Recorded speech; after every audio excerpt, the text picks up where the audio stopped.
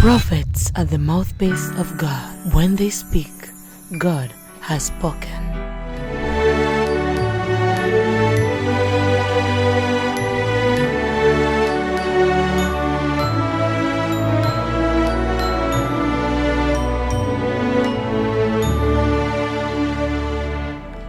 On 1st January 2022, during New Year celebration service, man of God Prophet Sanga gave a word of prophecy concerning the year 2023. And these were his words. The message I'm going to deliver today, na ujumbe ambao naenda kuachilia leo, is a message you're going to see with your physical eyes. ndio ujumbe ambao unakwenda kuona kwa macho yako ya ndani. There are some message, Kuna baadhi ya jumbe we pray, tutaomba. there are some message, Kuna baadhi ya jumbe is God will. ni mapenzi ya Mungu. We cannot pray Hatuwezi kuomba because God will. kwa sababu ni mapenzi ya Mungu. Anything that God's will Chochote ambacho ni mapenzi ya Mungu is for God purpose, ni kwa kusudi la Mungu, is for God glory. ni kwa ajili ya utukufu wa Mungu. Praise God, hallelujah. Mungu asifiwe, haleluya. But if there anything that is a devil plans, Lakini kama kuna chochote ambacho ni mpango wa shetani, we have the power tuna nguvu to overcome ya kushinda the trap mitego of the enemy. ya adui. We have the power. Tuna nguvu, We are in the side of the light, tuko katika upande wa nuru and the light is shining the na darkness. nuru inaangaza gizani.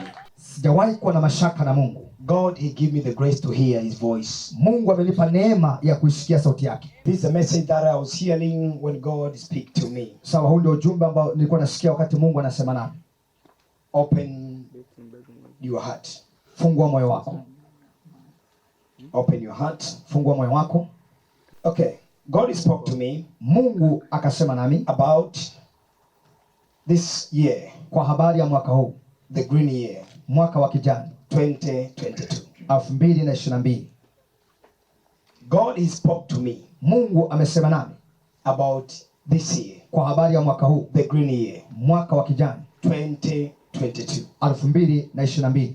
He said, Akasema the confusion, machafuko, I saw the confusion niliona machafuko will happen to the sum of the nations, yatatokea kwa baadhi ya mataifa, and this will cause them to seek God. na hii itawafanya wamtafute Mungu.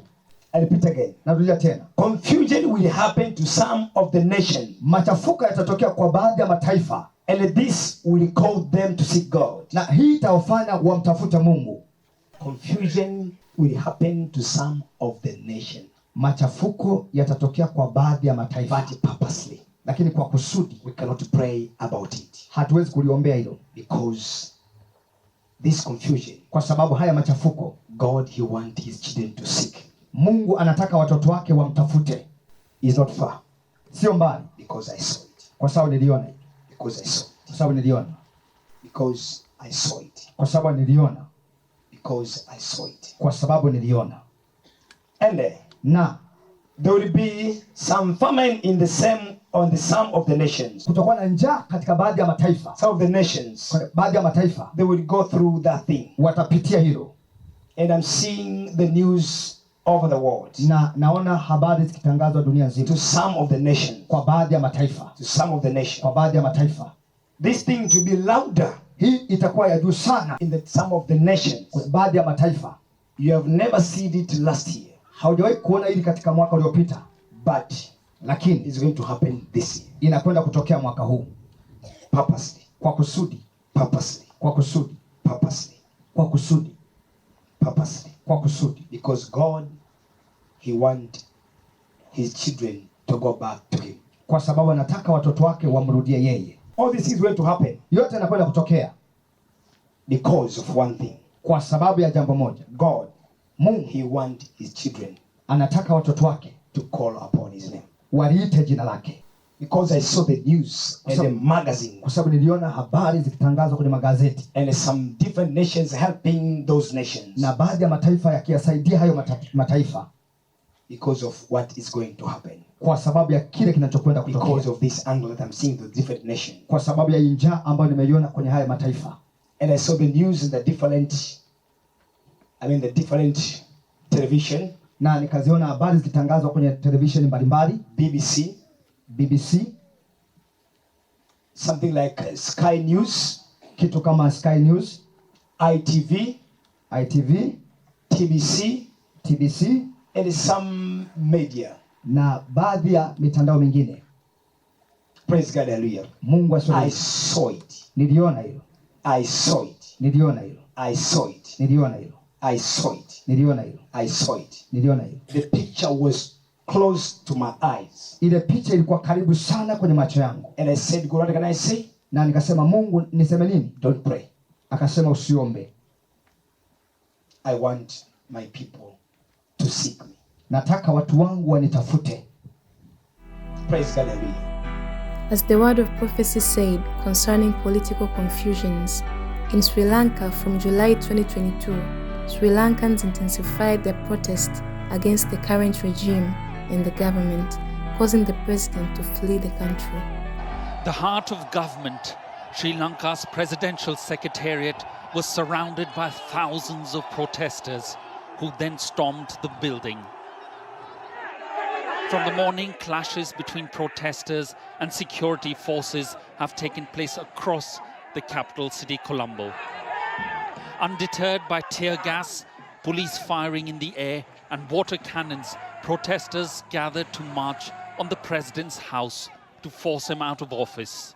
A state of emergency has been declared and the Prime Minister, Ranil Wickremesinghe, has told the military to do whatever is necessary to restore order after protesters stormed his office complex.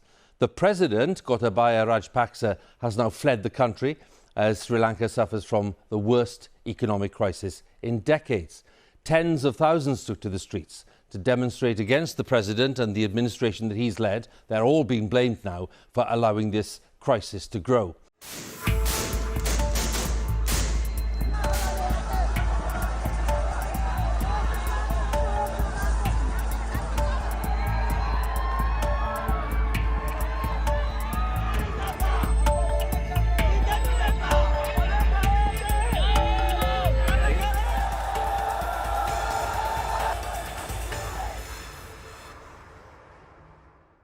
Confusion will happen to some of the nation. Machafuko yatatokea kwa baadhi ya mataifa. But purposely. Lakini kwa kusudi. We cannot pray about it. Hatuwezi kuliombea hilo. Because this confusion. Kwa sababu haya machafuko. God, he wants his children to seek. Mungu anataka watoto wake wamtafute. It's not far. Sio mbali. Because I saw it. Kwa sababu niliona. As the word of prophecy stated on 1st January 2022, different media and international humanitarian organizations have been reporting on how famine has affected some countries and how it's a threat to other countries. The dire emergency in East Africa, the drought there exacerbating the hunger crisis. As many as 20 million people could be starving by the middle of this year, half of them children. New numbers from aid organizations reveal this startling stat. Every second, an additional person in East Africa is on the verge of starvation unless rain arrives. It's mealtime in the nation of Yemen, but Ghalib al-Najjar isn't eating so that his children have enough food. He says he and his family live like ants or fish. We eat what we can find. Experts warn that in the months ahead, food is going to be harder to find in many more nations. A perfect storm of several problems is decimating the world food supply. It's being called the biggest food crisis since World War II. An estimated 285 million people face starvation. This evening, a dire new report on land turning to desert across the globe. In fact, warning that this year alone, more than 2.3 billion people will face water scarcity, including 160 million children. Yemen is at risk of the worst famine the world has seen in decades, according to the United Nations.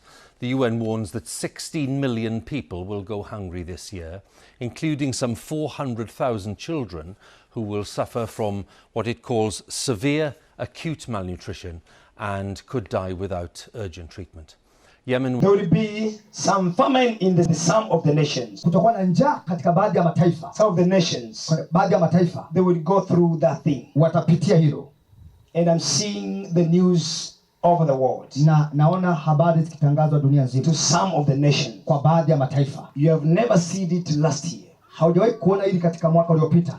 But lakini it's going to happen this year. Inakwenda kutokea mwaka huu. When God speaks, the wise listen. Keep watching POG Family TV. Jesus Christ loves you.